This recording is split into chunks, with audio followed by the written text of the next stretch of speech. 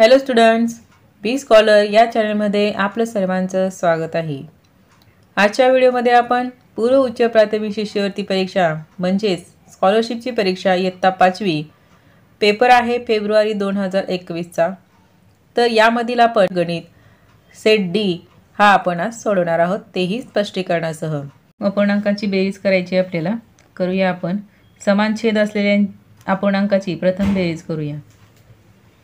312 छेद 1009 अधिक 344 छेद 1009 या दोन अपूर्णांकाची प्रथम बेरीज करूया आणि त्यानंतर मग हा मधला अपूर्णांक घेऊया। समान छेद आहे त्यामुळे अंशाची बेरीज होईल 312 अधिक 344 भागिले 1009।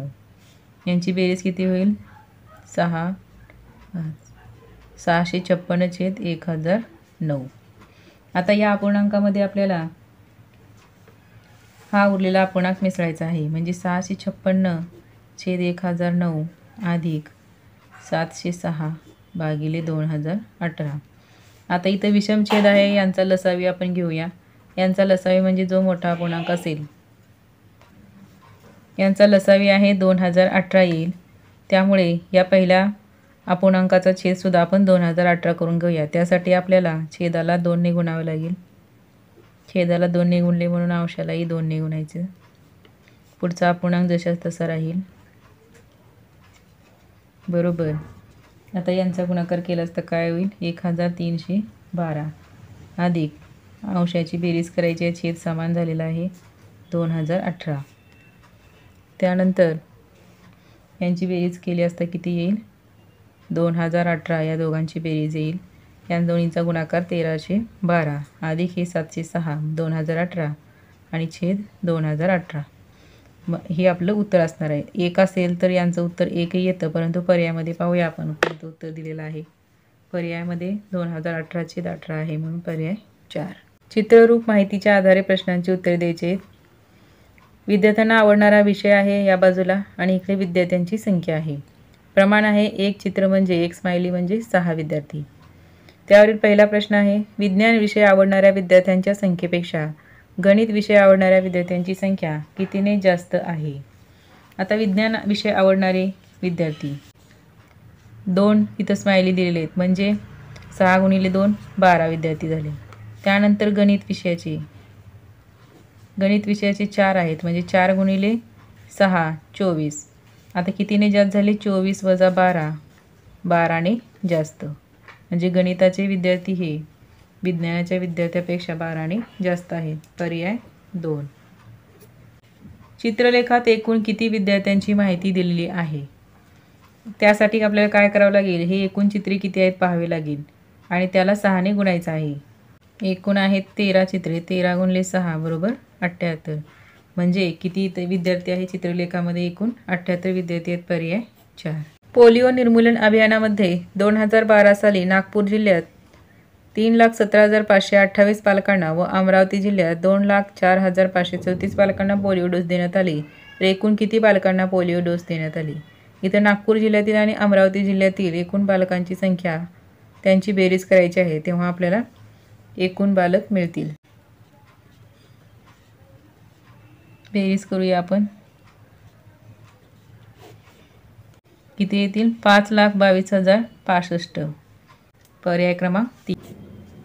खालीलपैकी कोणता अपूर्णांक आकृतीतील रेखांकित अपूर्णांकाचा सममूल्य अपूर्णांक दर्शवतो।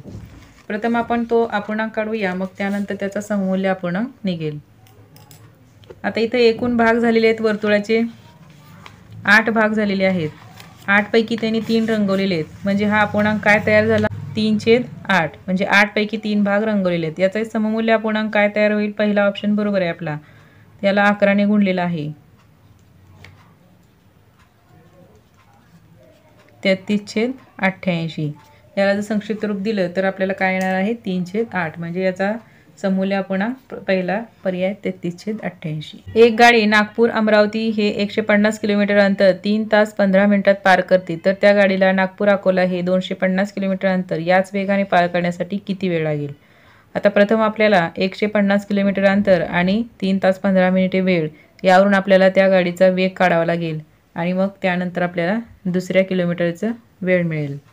आता 150 किलोमीटरला 3 तास 15 मिनिट लागतात, म्हणजे 50 किलोमीटरला 1 तास 5 मिनिट लागतील. तर आपल्याला विचारले 250 किलोमीटरचं. 250 किलोमीटरचे म्हणजे 50 गुणिले 5 करावं लागेल आपल्याला. त्यामुळे आपण तासाचे सुद्धा काय करूया, गुणिले 5 करूया. म्हणजे 1 तास 5 मिनिटे गुणिले जर 5 यांना केलं तर 5 तास, आणि हे 5 मिनिटाचे गुणिले 5 25 मिनिटे. म्हणजे एवढा वेळ आपल्याला 250 किलोमीटर अंतर जाण्यासाठी लागेल. पर्याय क्रमांक 3. पुढीलपैकी चुकीचे विधान ओळखा. कोणत्याही संख्येला 1 ने भागल्यास उत्तर 30 संख्या येते. बरोबर आहे. कोणत्याही संख्येला त्या संख्येने भागल्यास उत्तर 0 येते. चूक आहे. त्याच संख्येला भागले तर 1 येते उत्तर. कोणत्याही संख्येला त्या संख्येने भागल्यास उत्तर 1 येते. हे बरोबर आहे. भाजक व भागाकार यांच्या गुणाकारामध्ये बाकी मिळवल्यास भाज्य मिळते. हेही बरोबर आहे. म्हणजे चुकीचं विधान कोणतं आहे? पर्याय क्रमांक 2. विज्ञान प्रयोगशाळा तयार करण्यासाठी केंद्र शासनाने प्रत्येक शाळेला 15,08,980 रुपये अनुदान देण्याचे ठरवले. महाराष्ट्रातील 168 शाळांसाठी एकूण किती रुपये अनुदान द्यावे लागतील?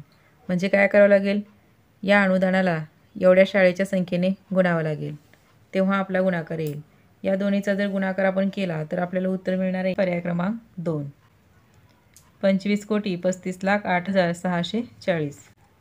एका आयताची लांबी व रुंदी अनुक्रमे 12 सेंटीमीटर व 8 सेंटीमीटर आहे, तर आयताची परिमिती एवढी परिमिती या चौरसाचे क्षेत्रफळ किती? म्हणजे या ठिकाणी आयताची परिमिती बरोबर चौरसाची परिमिती आहे. मग प्रथम आपण आयताची परिमिती काढून घेऊया. आयताची परिमिती बरोबर चौरसाची परिमिती. दोन्हींची सूत्र ठेवूया आपण. आयताच्या परिमिती सूत्र आहे 2 लांबी अधिक रुंदी. चौरसाच्या परिमिती सूत्र काय आहे? 4 गुणिले बाजू. तर यांची आता आयताची परिमिती किती येईल? 2. 12 अधिक 8 बरोबर 4 गुणिले बाजू. 2 गुणिले 20 बरोबर 4 गुणिले बाजू. म्हणजे किती झाली ही? 40 बरोबर 4 गुणिले बाजू. मग बाजू काय येईल? बाजू बरोबर 40 भागिले 4 बरोबर 10 सेंटीमीटर. आता आपल्याला बाजू मिळालेली आहे. काय काढायचं आहे आपल्याला? चौरसाचे क्षेत्रफळ काढायचे आहे. मग चौरसाच्या क्षेत्रफळाचे सूत्र काय आहे? चौरसाचे क्षेत्रफळ बरोबर बाजूचा वर्ग. बाजू आहे 10, 10चा वर्ग होईल 100. म्हणजे किती आलेलं आहे आपलं क्षेत्रफळ? 100 चौरस सेंटीमीटर. पर्याय आहे 3. गुरुस्मृती विद्यालय 2,25,000 विद्यार्थी शिकत आहेत. ही संख्या आंतरराष्ट्रीय संख्या चिन्हात कशी लिहाल? 2,25,000 म्हणजे 2,250. पर्याय 4. गौरी, हमीदा, मेरी व ईश्वरी या मैत्रिणी वर्तुळाकार उभ्या आहेत. त्यांनी प्रत्येकी बरोबर हस्तांदोलन केल्यास एकूण किती हस्तांदोलने होतील? गौरी, हमीदा आणि मेरी, ईश्वरी या वर्तुळाकार उभ्या असल्यामुळे त्यांची हस्तांदोलने किती होतील? 6 तयार होतील. स्टार, चौकोन आणि त्रिकोण या चिन्हांच्या जागी अनुक्रमे कोणते अंक येतील? आता हे आपल्याला प्रत्यक्ष वजाबाकी करून सोडवावे लागेल. कोणामध्ये असा अंक असला पाहिजे ज्याच्यातून 3 वजा केले असता 4 होईल. म्हणजे 4 अधिक 3 किती होतात? 7 होतील. 7 मधून जर 3 गेले तर 4 राहतील. आता ह्या चौकोनामध्ये 7 आलेल्यामुळे इथं सुद्धा 7च यायला पाहिजे. म्हणून आता 2 वजाबाकी केल्यावर किती मधून 2 वजा केले तर 7 येईल? तर 9 मधून. म्हणून त्रिकोणाच्या जागी काय येईल? 9. त्रिकोण बरोबर 9, चौकोन बरोबर 7. आता पुढे पहा, इथं सुद्धा 7 येईल. चौकोन आहे, इथंही 7. त्यानंतर आपण हा हातचा जर परत दिला तर इथं किती तयार होतील? 3. इथं 3 घ्यावे लागेल. म्हणजे 13 मधून जर 6 गेले तर 7 राहतात. परत हातचा दिला तर 8 मधून 4 गेले 4 राहतात. म्हणजे फुलीच्या जागी काय येईल? 3 येईल. म्हणजे 3, 7 आणि 9 असा ऑप्शन आपला असला पाहिजे, आणि तो आहे पर्याय क्रमांक 1.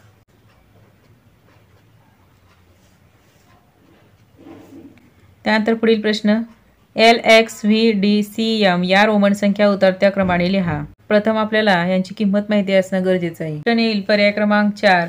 कसं ते पाहूया आपण. कारण यमची व्हॅल्यू आहे 1000, डीची आहे 500, सीची आहे 100, एलची आहे 50, एक्सची आहे 10 आणि व्ही बरोबर 5. या जर किमती आपल्याला माहिती असतील तर उत्तरक्रम लावता येतो. म्हणून आपला पर्याय येईल MDCLXV. अशा प्रकारे रोमन अंकांमध्ये उतरता क्रम येईल. पर्याय क्रमांक 4. 6 अंकी सर्वात लहान विषम संख्या आणि सर्वात मोठी 6 अंकी सम संख्या यांची बेरीज किती?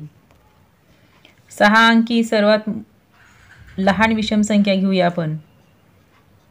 तर लहान विषम संख्या कोणती होणार आहे? 1,01,000 ही 6 अंकी झाली. आता त्यानंतर मोठी 6 अंकी समसंख्या घ्यायची आपल्याला. ही समसंख्या झाली. आता यांची बेरीज करायची आहे. एवढी बेरीज येते आपली. पर्याय आहे आपला पर्याय क्रमांक 2. 20 सेंटीमीटर बाजू असलेल्या चौरसाच्या रेखांकित भागाचे क्षेत्रफळ काढा. आता ही पूर्ण बाजू 20 असेल तर ही बाजू काय असणार आहे? अर्धी असणार आहे, म्हणजे 10 असणार आहे. म्हणजे हा जो रेखांकित केलेला चौकोन आहे तो 10/10 आहे. म्हणजे हे रेखांकित भाग जो आहे, रेखांकित भागाची बाजू ही 10 सेंटीमीटरची होईल. म्हणून या रेखांकित चौकोनाचं क्षेत्रफळ जर आपण काढलं तर 10चा वर्ग बरोबर 100 येईल. आता इथं त्या चौकोनाचा अर्धा भाग म्हणजे त्रिकोणाकृती भाग त्यांनी काय केलेला? रेखांकित केलेला आहे. म्हणजेच काय करावं लागेल? या 100चा निम्मा भाग घ्यावा लागेल 50. म्हणजे ह्या 100, हा चौकोनाचा 100 आणि हा त्रिकोणाचा 50, 100 अधिक 50 बरोबर किती होतात? 150 चौरस सेंटीमीटर. म्हणजे रेखांकित भागाचे क्षेत्रफळ आपल्याला मिळाले 150 चौरस सेंटीमीटर. पर्याय आहे 4. एक रिम कागदापैकी 5 दस्ते कागद प्रिंटिंगसाठी वापरले.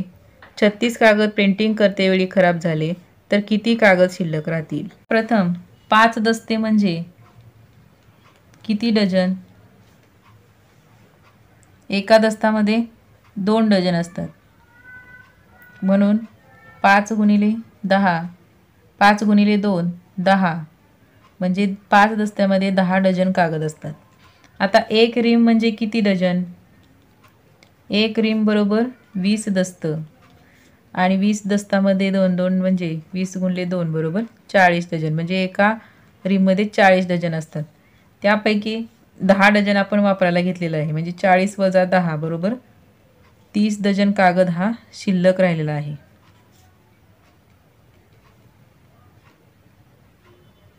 मग 30 डझन म्हणजेच काय? 30 गुणिले 12, 12 त्रिक 36, 360 कागद एवढे शिल्लक राहिले आहेत. आता त्याच्यापैकी 36 कागद वाया गेले, परंतु ते काय झाले? त्या 5 दस्तामध्येच ते मोडतात. म्हणून आपण उरलेले काढलेले फक्त 360 कागद. पर्यायामध्ये पहा पर्याय 2. एका दस्तामध्ये 2 डझन असतात म्हणून 5 गुणिले 2 10 डझन. एक रिम म्हणजे 20 दस्त असतात. 20 दस्त म्हणजेच 20 गुणिले 2 40 डझन झाले. म्हणून 40 मधून 10 डझन आपण वजा केले, कारण 10 डझन कागद आपल्याला प्रिंटिंगसाठी वापरायचं आहे. शिल्लक किती राहिला? 30 डझन कागद. 30 डझन म्हणजेच काय? 30 गुणिले 12 360 कागद. अशा प्रकारे आपलं उत्तर मिळते पर्याय क्रमांक 2. अशा पद्धतीने आपण फेब्रुवारी 2021ची पूर्व उच्च प्राथमिक शिष्यवृत्ती परीक्षेची प्रश्नपत्रिका, त्यामधील पेपर क्रमांक 1 मराठी व गणित आपण स्पष्टीकरणासह सोडवलं आहे. नेक्स्ट व्हिडिओमध्ये आपण पाहणार आहोत फेब्रुवारी 2019चाच पेपर, पण पेपर क्रमांक 2 असेल, ज्यामध्ये इंग्रजी आणि बुद्धिमत्ता विषय असेल. तो आपण स्पष्टीकरणासह पुढील व्हिडिओमध्ये सोडवूया.